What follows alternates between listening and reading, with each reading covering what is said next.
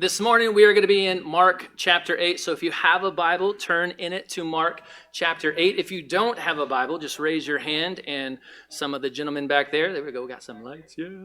Some of the guys in the back will get you a Bible in your hand. Does everyone have one? Either a digital one or a paper one. I like the paper ones. That's me. Right there, over there. We need one. Perfect. So I titled my lesson this morning, Questions Jesus Asked. I don't know if you guys, this is something that's kind of new to me. I just realized this. Jesus asked a lot of questions. And so we're going to be looking at questions that he asked in Mark chapter 8 specifically. I'm a visual guy, so I always say this. My slides and my notes are on the screen, so you guys can follow along with me. That keeps me on track, and so I don't rabbit trail because I'm good at that. But I always see this slide, all right, whenever I look at this one, it makes me think of like the words at the beginning of a movie. You know, like black screen, it fades in. It's like, Mark 8 records 24 sentences Jesus spoke. 15 of those sentences are questions. These are those questions, right? I don't know. That's where my brain goes. But Mark 8 does have, if you have a red letter Bible, there are 24 sentences that Jesus speaks, depending on your translation. This is from the NASB. I counted. I'm good at counting. 15 of those. So 2 out of 3 of the things that Jesus says are questions. And he only has, do the math, I don't want to do it right now, but he only has, 11? I don't know, 9? 9 things that he says, and then the other 15 are questions. So question that I ask a lot of questions. A question that I have is this a common approach of Jesus, and is this a common approach of God? The answer is yes. I didn't do the counting here, so fact check me. I just Googled it, and this is what I found. I didn't have time to count all the questions, but the Gospels record Jesus asking 307 unique questions. I didn't write the word unique in there, but 307 unique questions. So there's the Synoptic Gospels, which are Matthew, Mark, and Luke, that tell the same stories generally. The Mark chapter 8, you can find that in Matthew 15 and 16, and then I forget where it's at in Luke, but it's also in Luke. You can find it there too. Some parallel passages here. So some of the questions that are asked there. These are 307 unique questions, and Jesus only directly answers less than 10 questions that were asked of him. Like, think about that for a second. Now, and that's with like an answer that's not a question, because oftentimes he's like, well, what do the scriptures say? Or what do you think? Or, you know, he answers a question with a question, but very few times does he actually directly answer a question. The rich young ruler comes to him and says, like, what must I do to inherit the kingdom? And he answers him, but kind of asks still in questions. But very few times does he actually respond with an answer. Generally, he asks. And thinking about God, like God starts asking questions all the way back in Genesis 3. So Adam and Eve are in the garden, and they mess up and eat from that tree they're not supposed to. Come on, guys, you had one job. Don't eat the tree, or don't eat from the tree. And so God's walking along and enters in, and he's like, hey, where are you guys at? And they're like, oh, well, we're hiding. It's like, why are you hiding? Like, did you eat of that tree? It's like God knew the answers to these questions. I mean, he literally just spoke everything into existence like the 2 chapters before this. So it's not like he can't find 2 humans on this existence that he created. Like, he knew where they were. He was just asking them to, I think, to test them and to see how they would respond and see if they'd be honest and true. So there's that. And then God asked numerous questions to other people in the Bible. Like, it's all throughout the Bible. Check out Job 38 and 39, where it's just 2 chapters of God asking questions, like the whole time, just basically saying, do you not understand how mighty and powerful I am? Look at my creation. Look at what I've done. Understand. And then Job's like, yeah, I guess you are kind of a big deal. Right? And so he responds. You can read that, but yeah. And so the power of questions. Why do they ask questions? Well, here's some powerful things that questions do. One, first and foremost, this is basic, but they elicit information. If you want to learn more about something, you ask questions. Tell me more. Why? Why is that? Like little kids that don't know anything, what do? Why? Right? That's all they do is ask questions because they don't know. They want to gain information. And similar to that, it inspires people to discover something new. If you want to learn new things, you ask questions. Tell me about that. Explain this to me. Teach me this, right? Well, I guess that teach me isn't a question, but teach me? If you always raise your voice, that's a question. Just a little cheat there. Questions also can be used to persuade. And so this is common in like a courtroom attorney asking questions to the witness to try to persuade the jury to lean their way. The attorney can only ask questions. Sometimes they'll be like, correct, or isn't that true? And so they say something, then they follow it up with a question to make it in question form, but to persuade. And similar on that is to stimulate thought. Right? If you want to get someone thinking, you ask them questions. So when you're doing like apologetics and you're asking people questions, that's to persuade them and to stimulate thought. You say, okay, hold on. So you think that at the beginning there was nothing, and then that nothing spontaneously combusted into everything, and that's how we're here? Like, you really believe that? Like, think about that for a second. They're like, oh yeah. Guess that doesn't make much sense. Some people think it does make sense, and I'm like, you're crazy. But it stimulates thought, right? You ask those questions to get people thinking. Questions also disarm. If people are kind of getting a little heated and a little like, whoo, and putting up some barriers, if you ask questions like, okay, hold on, what do you think? Tell me, I guess this isn't a question, but what do you think? Tell me your opinion. Tell me your point of view. Like, what are you thinking? What's going on in your mind? What do you think would be best here? That starts disarming and breaking those barriers down that people are building up. Because last thing is it gets personal, right? You're asking them and you're diving deep and digging deep into what they think and what they believe. Sean Covey's his son. Steve Covey wrote a book, 7 Habits of Highly Successful People, or something along those lines. One of those habits, though, is to seek first to understand, then to be understood. Right? We should be asking questions. We have 2 ears for listening and 1 mouth for speaking. We should be asking more questions than we should be giving answers. We should be trying to understand people. And so you do that by asking questions, right? So often someone tells us something and we're like, all right, I got a solution. Here, do this. And it's like, hold on, what I told you was the tip of the iceberg. Like, you don't know everything else. So your suggestion, thank you, but that doesn't really help.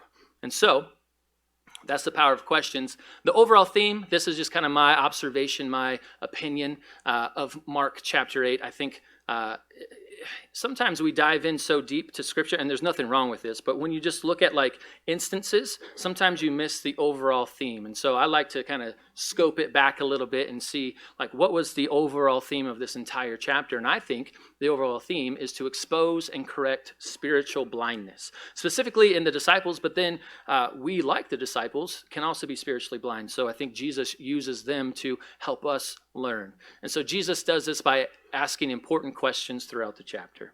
So let's dive in and see what those questions are. So verse 1 through 9 says this. In those days, when there was again a large crowd and they had nothing to eat, Jesus called his disciples and said to them, I feel compassion for the people because they have remained with me now 3 days and have nothing to eat. If I send them away hungry to their homes, they will faint on their way, and some of them have come a great distance. And his disciples answered him, where will anyone be able to find enough bread here in this desolate place to satisfy these people? Ooh, key word, satisfy. We'll see that word again here in a second. And he was asking them, how many loaves do you have? And they said, 7. And he directed the people to sit down on the ground. And taking the 7 loaves, he gave thanks and broke them and started giving them to his disciples to serve to them. And they served them to the people. And they also had a few fish. I don't know where these fish came from, but hey, we got fish now. All right. For you gluten-free people, that's a good deal. And after he had blessed them, he ordered these to be served as well. And they ate and were what? They were satisfied. And they picked up 7 large baskets full of what was left over of the broken pieces. About 4,000 were there, and he sent them away. All right, so next slide. Let's just, because we're diving into the middle of the book of Mark and we're chapter 8, there was 7 chapters before this. Where are we? Where's Jesus? Where's disciples? What's going on? What's the setting? So we have a large crowd that has gathered to listen to Jesus teach. They've been with him for 3 days now and have run out of food. Now, I don't think that they haven't eaten for 3 days, but I think they had food, but they weren't anticipating being with Jesus for 3 days. And so now they're out of food. Maybe 2 days they have been without food. That's a decent bit of time. They're hungry, right? And some of them have come along long way, and Jesus says they probably won't make it home. They'll faint, and that could be bad. So let's feed them. Mark 7:31, just right before this, at the end of the chapter, or the end of chapter 7, Mark tells us that Jesus is in the Decapolis. So geography lesson, my hand is the Sea of Galilee. Over here on the east is Capernaum. This is where Jesus spent a lot of his time. And then over here on the opposite side is this area called the Decapolis. It stands for 10 towns, Deca 10, polis or whatever town. So area of 10 towns. And this is where Mark 7 leaves him off. It doesn't say anything about him going anywhere else, so we can assume that he's still in the Decapolis. Now, something that's interesting about the Decapolis, this means that the crowd was most likely both Jews and Gentiles, right? The Decapolis had a lot of Gentile people. Obviously, there were still Jews there, but it had both of those. If you want to read Mark on your own time, obviously, if you want to read Mark 5, 1 through 20, this is where Jesus crosses to the other side. So from Capernaum or over here to the other side, and he comes across a demon-possessed man who is in the garden, or not the garden, the graveyard, and he's cutting himself, and they try to bound him with chains, but he keeps breaking free. And Jesus cast out a legion of demons out of him, and that is this area. So this happened before that, so they are kind of aware of Jesus. This may be why the crowd is gathered, because that man who Jesus said couldn't follow him, that man maybe went and told everybody, and now they're like, all right, we knew that guy. We tried to bound him. We couldn't. Something's up. Let's go find out about this Jesus guy, because there's something different about him. So it says that the crowd is hungry, and Jesus plans to fix that. So let's look at the questions in this first section. So Jesus' disciples ask him where they will be able to find enough food to feed the 4,000 people that are there. Now, this is kind of odd considering Mark chapter 6. If you know your Bible, gospel chronological order of events, Mark chapter 6, which happens before this, is when Jesus feeds the 5,000. So these are two separate events. Sometimes people get these two confused and think it's the same thing. No, Jesus fed 5,000, and then just a little bit later he fed 4,000. That's what we're reading about now. So one would think that his disciples would expect Jesus to repeat the same miracle. It's like, all right, we've been in this situation before. I saw what Jesus did. Sit back, guys. It's about to get amazing. He's about to blow your minds because he's going to feed these guys. Woo! But they don't do that. They're like, well, man, Jesus, like, what are we going to do? How are we going to feed these people? Like, why didn't they expect Jesus to meet their needs and to feed them? So getting into the culture and understanding the culture, in the eyes of a Jewish person back then, the Messiah was there to save them. The Messiah was meant for the Jews, right? They didn't expect him to meet the needs of Gentiles. I believe that is why they're thinking this, because remember, there are Jews in this crowd, but it's probably primarily a Gentile crowd. And they're like, who cares about those people? Like, man, that stings for them. They got to figure it out on their own. And Jesus is like, no, it says he has compassion on them and wants to feed them or meet their needs. And so also, like, just how quickly people forget, specifically these people, consider the Israelites in the wilderness and how quickly they forgot God's provision, right? They were slaves for like 300, 400 years in Egypt, and then Moses came along with God's power and set them free, and the 10 plagues happened, and then Moses parted the Red Sea, and they walked across on dry land, and then like 3 weeks later, they're like, man, this is terrible. What are we doing? And it's like, you're literally being led by a pillar of fire by night and pillar of cloud at the day. Like, what do you mean? Like, they just forgot who God was and what he could do, and that he had a plan. And so maybe that's why, I don't know. But let's look at the question then that Jesus asks. And I might take this a little bit out of context, forgive me, but I think this has some good application. Jesus asks the first question in this chapter, and he basically says, what do you have to offer? Right?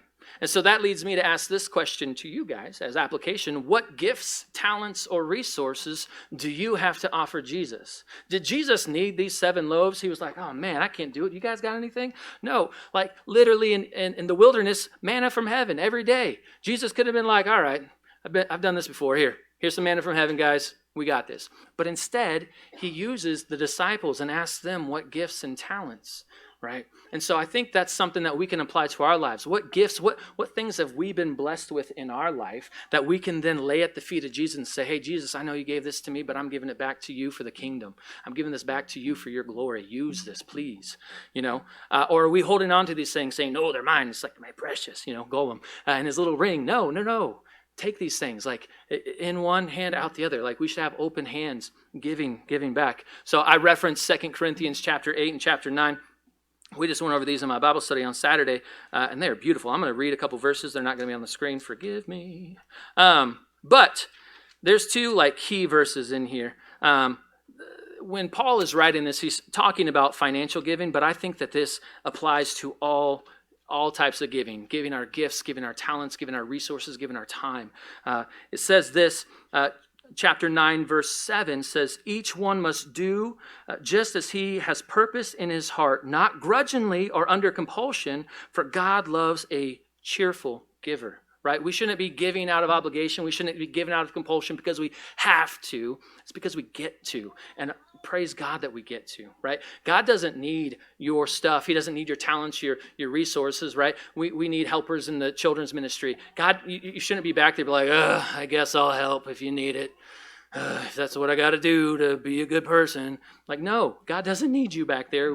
God doesn't need any of that stuff. He uses that stuff and he wants you. That's part of just living for him and we'll find this out a little bit later, but it's part of living an other-centered life. And we have that modeled to us. Chapter 8, verse 9 of 2 Corinthians says this, for you know the grace of our Lord Jesus Christ, that though he was rich, yet for your sake became poor, so that through his poverty you might become rich, right? Jesus was up in heaven, like perfection, and he humbled himself and came to this earth and walked among us, gave up that high position to walk among us, so that through him and through that sacrifice, we could become rich as well. We couldn't do it on our own, but he did it for us. And so again, I ask you, what gifts, talents, and resources do you have to offer Jesus? Lay those at his feet. If you're holding something back, maybe that's time to let go. So at the end of the meal, they gathered more bread than they had to begin with. This was a miraculous provision. The 7 large baskets showed that God provided out of his abundance, right? Anytime that we give something to God, I believe that he's going to take it and multiply it and bless it, okay? So just trust in him for that. The disciples, so this is going back to the spiritual blindness, the disciples don't yet see and understand the mission of Jesus, the mission of the Messiah. He didn't come just for the Jews, but for the whole world, right? We all know John 3:16, for God so loved the Jews that he gave his one and only son. Wait a second. For God so loved the world, everybody, Jew and Gentile, right? So let's move right along and read this next section. This is a big chunk, but we got this. All right. Oh, I'm in 2 Corinthians.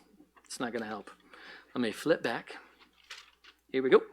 And immediately, verse 10, and immediately he entered the boat with his disciples and came to the district of Dalmanutha. Yep, something like that. And the Pharisees came out and began to argue with him, seeking from him a sign from heaven to test him. Sighing deeply in his spirit, he said, why does this generation seek for a sign? Truly I say to you, no sign will be given to this generation. Leaving them, he again embarked and went away to the other side. And they, the disciples, had forgotten to take bread, and they did not have more than 1 loaf in the boat with them. And he was given the orders to them, saying, watch out, beware of the leaven of the Pharisees and the leaven of Herod. And they began to discuss with one another the fact that they had no bread. And Jesus, aware of this, said to them, why do you discuss the fact that you have no bread? Do you not yet see or understand? Do you have a hardened heart? Having eyes, do you not see? Having ears, do you not hear? And do you not remember when I broke the 5 loaves for the 5,000? How many baskets full of pieces did you pick up? And they said to him, 12. And when I broke the 7 for the 4,000, how many large baskets full of broken pieces did you pick up? And they said to him, 7. And he said, and he was saying to them, do you not yet understand? So, the question that I ask is, why did they demand a sign? So we're going to rewind. This is a big section. We got covered a lot there. But Jesus and his disciples crossed the Sea of Galilee. Once again, they go over to that one place. I know what it is. I found it. Dalmanutha, which I think this is where Mary Magdalene was from. Fun fact. But they began to argue and demand a sign from Jesus. But what kind of sign were they looking for? Were they looking for like something like the 10 plagues from Exodus 7 through 12, or the sun and moon standing still from Joshua 10, or a call down from fire from heaven like in 1 Kings chapter 18? And I think we have a little bit of context here, because it does say that they demanded a sign from heaven, right? I think what's happening here is Jesus has performed miracles here before, I believe. And so this isn't the first time. It says they come out to meet him, those pesky Pharisees coming out to argue with him, right? They knew of him, and they're out here like saying, hey, what up? But I think what's happening here is they're saying, yeah, you've performed signs, you've healed a few people, lame people are walking, and you've cast out a few demons. That stuff is all small potatoes, right? We want some big potatoes, right? We want 10 plagues, we want the sun and moon to stand still. We want fire from heaven, right? Something big like that, just to prove. Now, if they had followed Jesus around everywhere, they would have seen several things that were from heaven, specifically like when he got baptized and God said, this is my son with whom I'm well pleased. That's kind of a sign from heaven, just saying. But I'll give the Pharisees the benefit of the doubt here for a second, because Deuteronomy 13, 1 through 2 says this: if a prophet or one who foretells by dreams appears among you and announces to you a sign or wonder, and if that sign or wonder spoken takes place, means it happens, it comes true, and the prophet says, hey, let's go follow other gods that you have not known, and let us worship them. You must not listen to the words of that prophet or dreamer. Now, this is good, right? We should be testing people and making sure they're not leading us astray. But did Jesus ever do this? Did Jesus ever say, hey, I'm doing all these cool things so that you guys can come and worship me and fan me with palm leaves and feed me grapes while I sit back and just enjoy my life? No, Jesus never said that. All of Jesus' miracles were pointing upwards, right? And so this is why Jesus sighed deeply in his spirit. He's like, man, you guys just don't get it. And I resonate with this because I'm a teacher at a high school, and I tell my students stuff all the time. And they're like, wait, what? And I'm like, I sigh deeply in my spirit. And I have children, but they're not as bad as my high school students. Love you guys. Some of them are here today. Awkward. But I'm just kidding.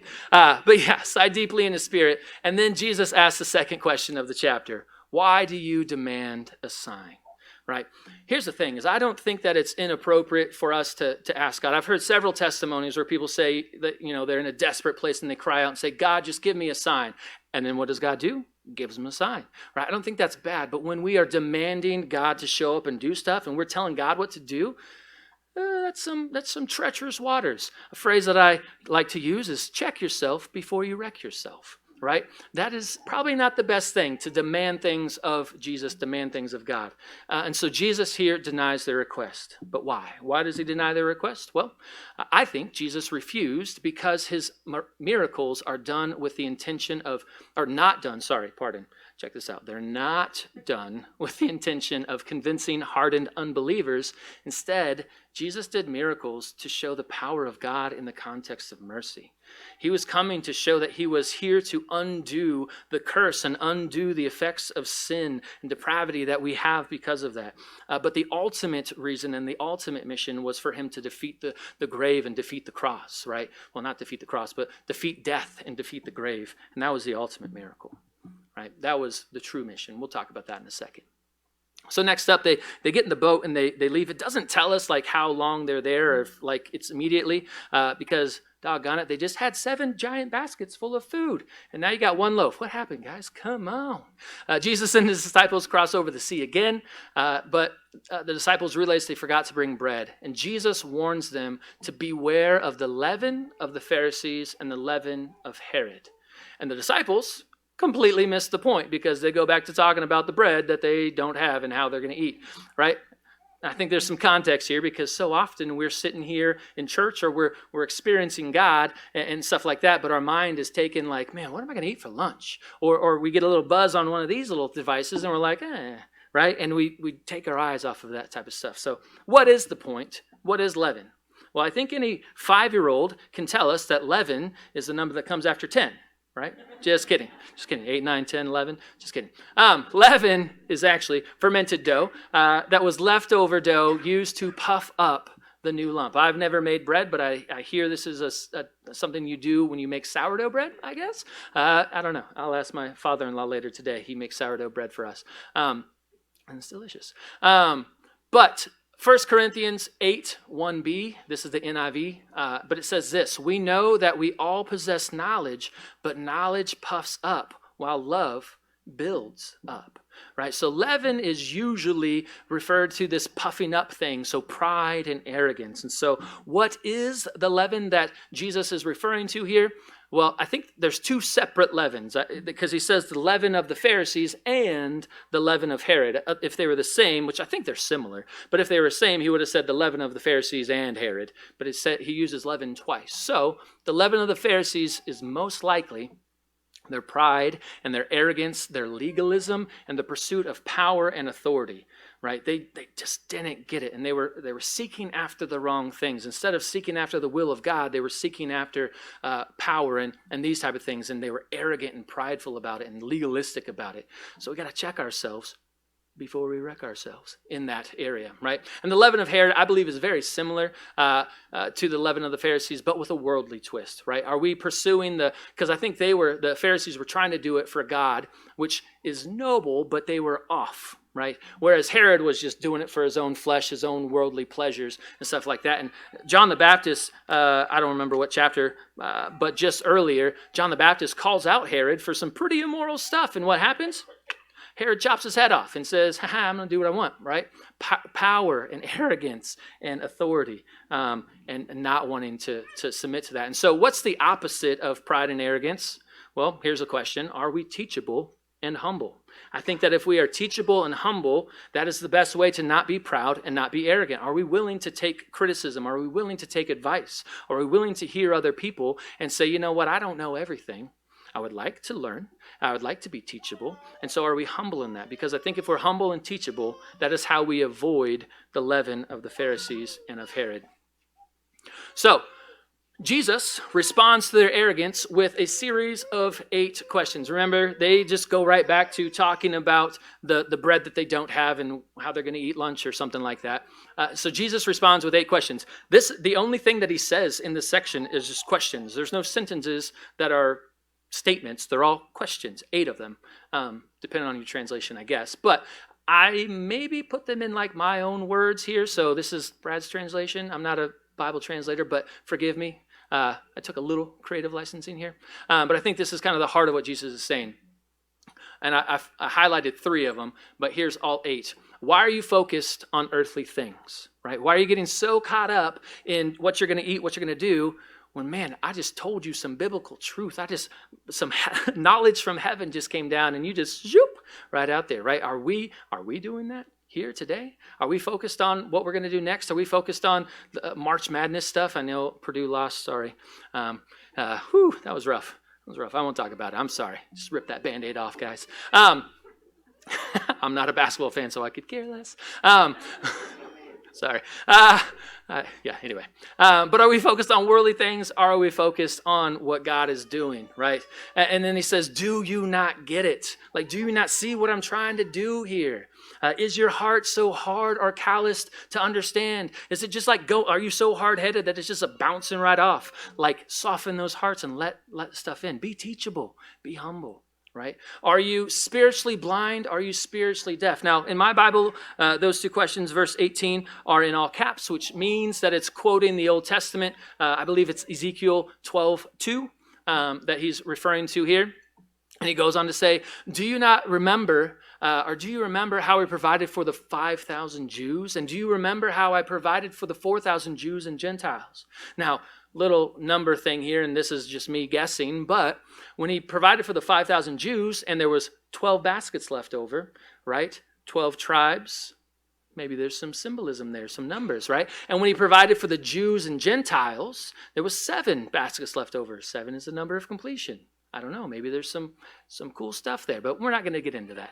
Well, we did, but we're not going to go any further. And do you not understand? He's like, man, I'm doing these things. Open your eyes, guys. Are you spiritually blind? And again, Jesus is opening up their eyes throughout the rest of this. And so, let's read this next section where he literally opens up the eyes of somebody. So, verse 22, and they came to Bethsaida, and they brought a blind man to Jesus and implored him to touch him. Taking the blind man by the hand, he brought him out of the village, and after spitting on his eyes and laying his hands on him, he asked him, do you see anything? And he looked up and said, this is the blind man, the not so blind man at this point, I see men, for I see them like trees walking around. And again, he laid his hands, this is Jesus, Jesus laid his hands on his eyes, and he looked intently and was restored, and began to see everything clearly. And Jesus sent him to his home, saying, do not even enter the village. All right.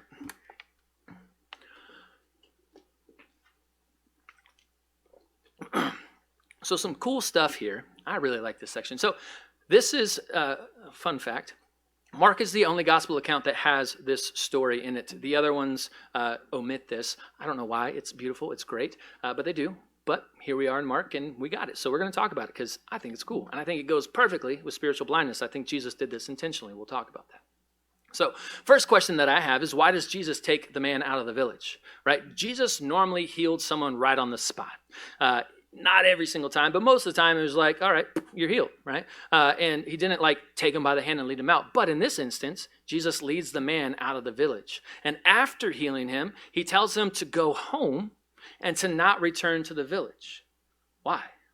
I ask a lot of questions, I tell you. Why?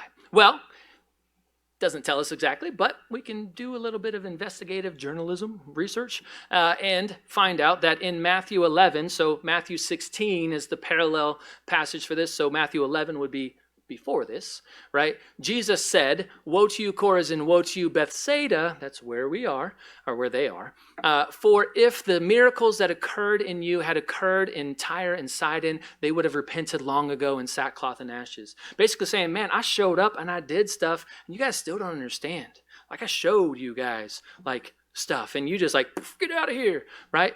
It doesn't seem like it was the best place. And so he says to them, check yourselves before you wreck yourselves. Like, watch out, be warned.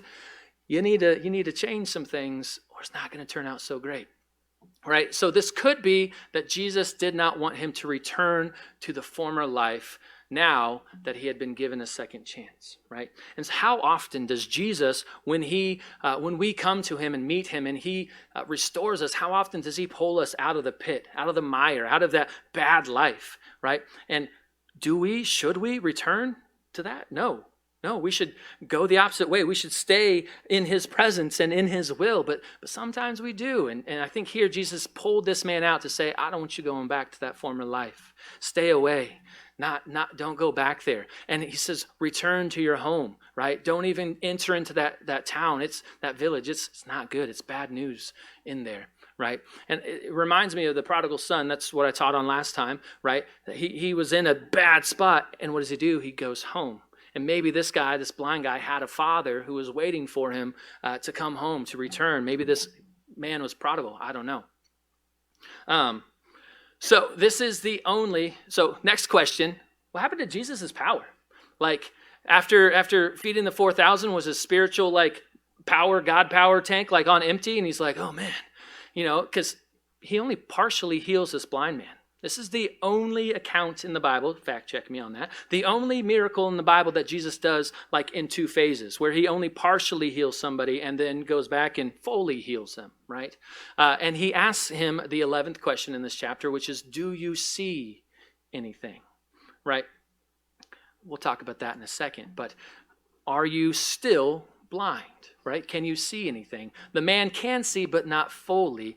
And he says the people look like trees walking around. So personally, I think this guy had sight before and could see because he knew what trees look like. But that doesn't really matter, just my thoughts. But I think that something throughout his life caused him to go blind. And now he's living in this bad spot and he's blind. And Jesus, again, is saying, don't go back to where you were when you were blind. Now that you can see, go home, live life with your Father. I think that's some good stuff right there if we think about it, right? So, I already said this, but we'll say it again because it's good. This is the only recorded miracle that is completed in 2 stages. Why did Jesus have to do this in 2 stages, right? And I think when Jesus healed the man partially and then said, can you see? I think the man was over here and he says, can you see? And he looks over at his disciples and says, this is you guys. I'm showing you, pay attention. I'm trying to get across the point here, right? Because I think Jesus probably chose this method at this particular time. Like this is a very specific time where he's revealing blindness. He just asked them, like, do you not see? Do you not understand? I think Jesus chose this to illustrate to his disciples, showing them that their spiritual blindness will be healed, but only gradually. Peter will demonstrate this in the next chapter where he kind of sees things, but he doesn't see things clearly. It's not until Jesus resurrects and appears to them later that they fully see things. The rest of the gospel before the cross, they don't get it. And it even says that, like in the next time he warns them, well, actually I'm getting ahead of myself. Erase that. But yeah, they don't get it. And just a comment here too, because this isn't in my notes, but I think sometimes when God pulls us out of that, sometimes he does just partially heal us. And I think we can be encouraged because I've heard testimonies where people are like, man, I was in a bad spot. I was doing this and God just took that away and I didn't struggle anymore. But I've heard other people that's not their testimony. They're like, man, I was in this and I wanted to stop, but God didn't take it away instantly. But God has a purpose and a plan and a will. Like he knows what we need. Maybe he's using that as your testimony that you can then share and encourage someone later. I don't know. But God is good and he doesn't make mistakes. He's got a plan, so trust him in that. But don't return to that old way of life, I think is the big thing there. So let's read how Peter is partially blind here still, but starting to see. Verse 27. Jesus went out along with his disciples to the villages of Caesarea Philippi. And on the way, he questioned his disciples, saying to them, who do people say that I am? They told him, saying, John the Baptist, and others say Elijah, but others one of the prophets. And he continued by questioning them, but who do you say that I am? Peter answered and said to him, you are the Christ. And he warned them to tell no one about him. So if you read Matthew's account, Matthew has a lot more of the conversation. Again, Mark is kind of the spark notes, just the basic information. Matthew fleshes it out a little bit more. Peter and Jesus have a little bit more of a conversation there. Pretty cool. Look into it. But we're going to focus on just this right now. So they're on their way to the northern villages. So again, Galilee and all this stuff. And they're up here in Caesarea Philippi. And on the way, Jesus asks his disciples 2 more questions. First question, who do people say that I am? And the disciples responded with what they had heard others say. Now, I think Jesus was just asking this to then ask the next question, because I'm sure that Jesus had heard what other people had said about him. It's like, man, guys, I've been out praying all by myself all the time, and I don't ever connect or talk to anyone else. Like, what do people say about me? It's like, I think Jesus knew, but he was asking this to then ask another question that I think was more important. So they responded with what they had heard. Some say John the Baptist. John was Jesus's relative. Maybe they looked alike, but they spent time with each other. So clearly they're not the same person. Elijah. Now, it's prophesied. I don't remember. I didn't do my homework well enough. I'm sorry. It's prophesied in one of the prophets, either Micah or Malachi. It's one of those prophets that Elijah would come back before the Messiah and all this stuff. I think that actually takes place in Revelations. I think Revelation, singular. I think that Elijah might be one of those 2 witnesses. It doesn't tell us specifically, but a lot of people think that those 2 witnesses are going to be Elijah and Moses. And so maybe they're thinking, oh, hey, it's time for Elijah. But we also know that John came in the spirit of Elijah, so that's pretty cool. And others say prophets. Now, What do all these guys have in common? Well, they're all prophets, and they all are kind of moral reformers of their time.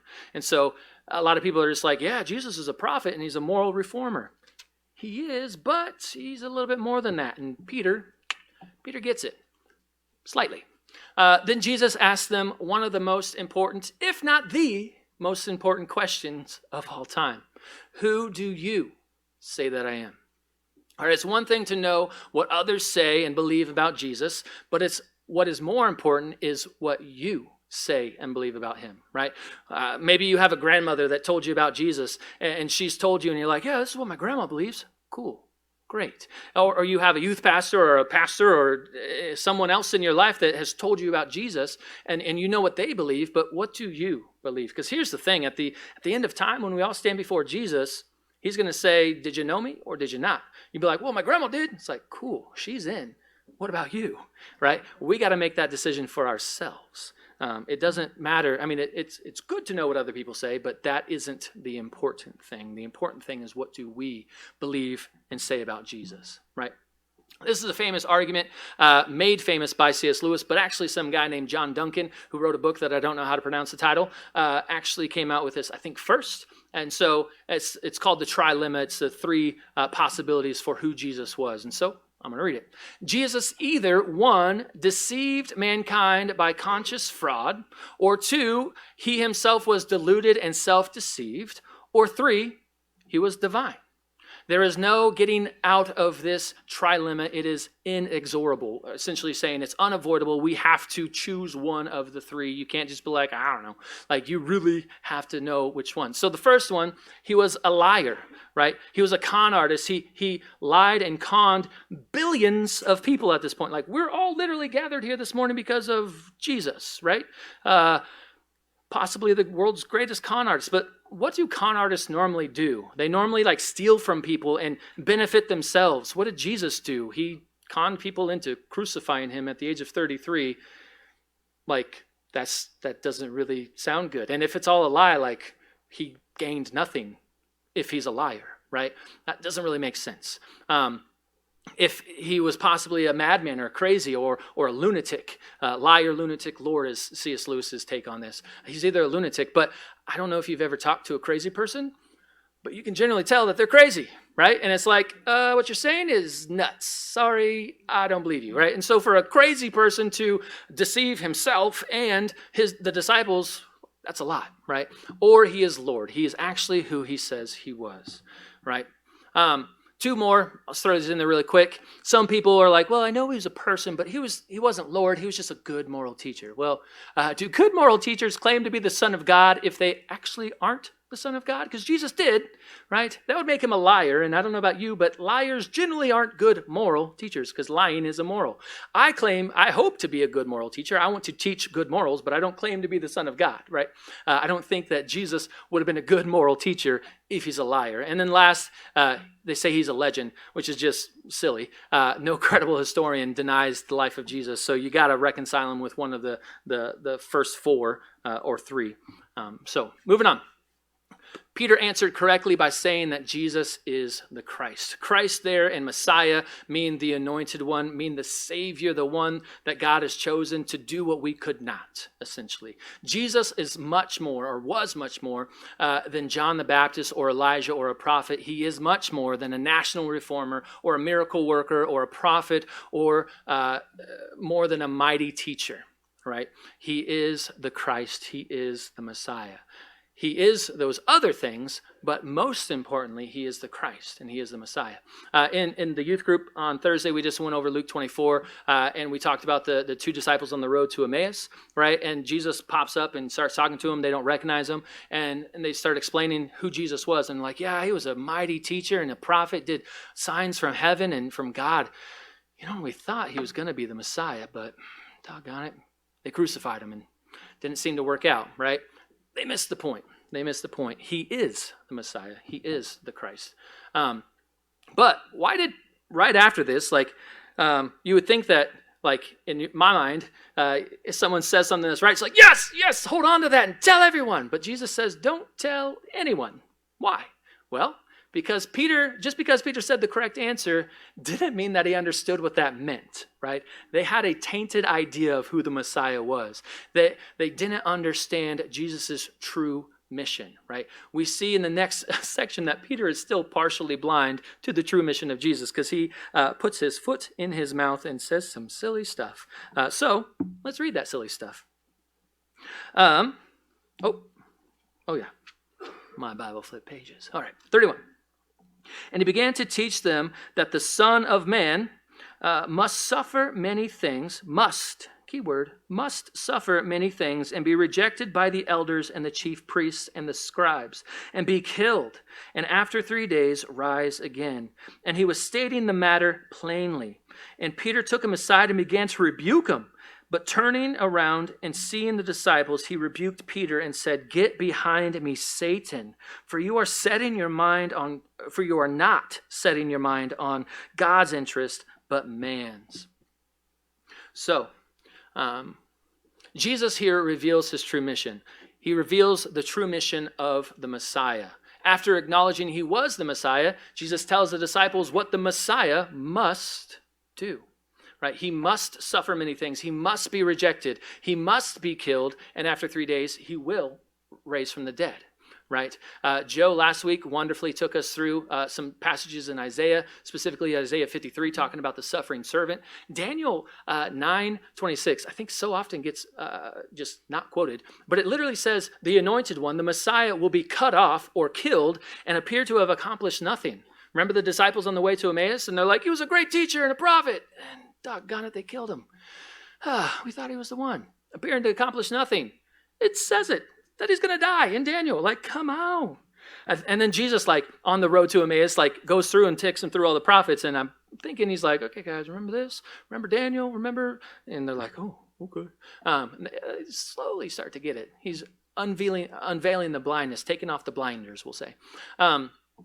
So Jesus said these things plainly to his disciples. No riddle, no parable, none of these things, just a simple truth, right? The leaven of the Pharisees that he just spoke about before, a little bit of a riddle, right? He didn't actually say, but this, he's like, I don't want you guys to miss this. You guys need to understand that these things must happen. And this is the first of 3 times recorded that Jesus predicts his death and resurrection. 9:30, Mark 9:30, and then Mark 10:32 through 34. He does it 2 more times. Now, he could have done it more than that, but there's only 3 recorded in Mark.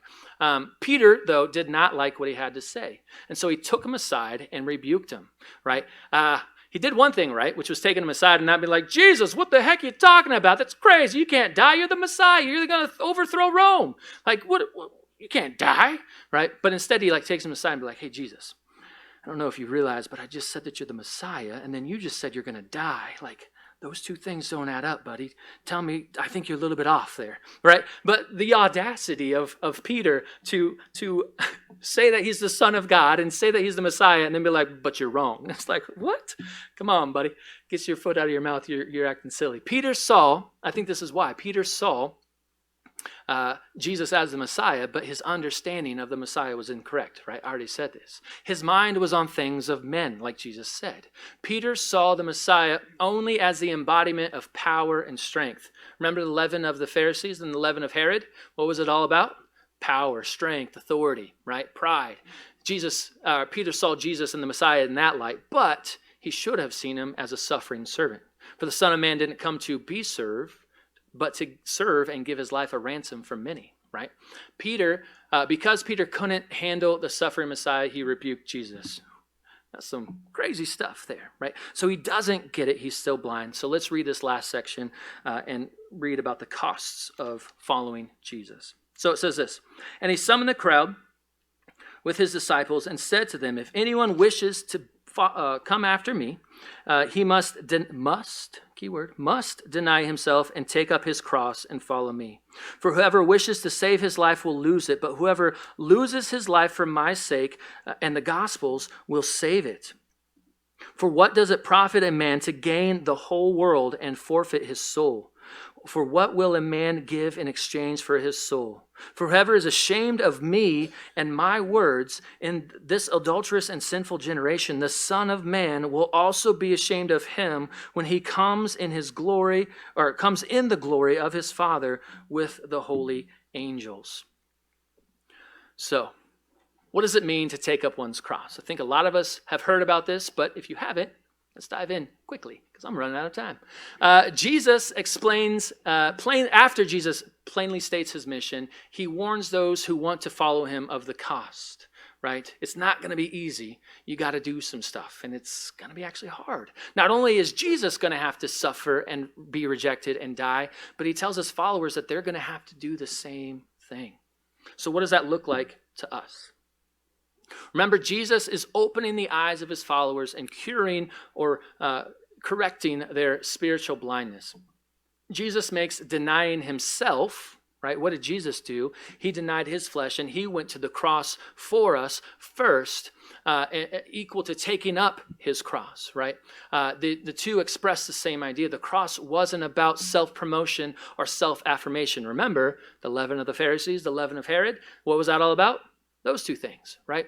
But a person carrying a cross knew that they couldn't save themselves. If you were on the road, death row, and had a cross over your back and you were going to be crucified, there was no escaping that. You're not going to run away from the Roman soldiers and get out of there, right? You were unable to save yourselves. And that's us. That's us in this life. We cannot do it. Romans 5 and just on talk about how the law was there, but it just shows us that we can't do it, and we need Jesus. We need Jesus to do it for us, and he was the forerunner. He did it for us first, so we follow after him. So denying self means to live as an other-centered person. Remember what I talked about the very first question? What do you have to offer? That's all about others-centered. What can I give to the Lord to then bless others and bless the kingdom and extend his kingdom and expand his kingdom? So Jesus was the only person to do this perfectly, but we are called to follow in his steps. This is following Jesus at its simplest.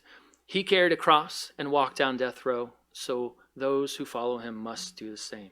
We must die to self. We must be about others. We must put the kingdom and his will and his purpose for our lives before anything else, before our pleasure, before our satisfaction. Right? And so if we don't take up the cross, finishing with this, if we don't take up the cross, what does that look like? Well, in this section, Jesus asks two more questions. This is from the NLT. I like that translation a little bit better, so I put it on there. And it says, what do you benefit if you gain the whole world but lose your own soul? Is anything worth more than your soul? Here's a question that I have. What can the world offer that Jesus can't, right? So often we see things and we're like, oh, that looks like fun. Oh, that's great. Oh, all these sparkly, glittery things. But what can the world really, truly offer? What satisfaction can the world give you that Jesus cannot?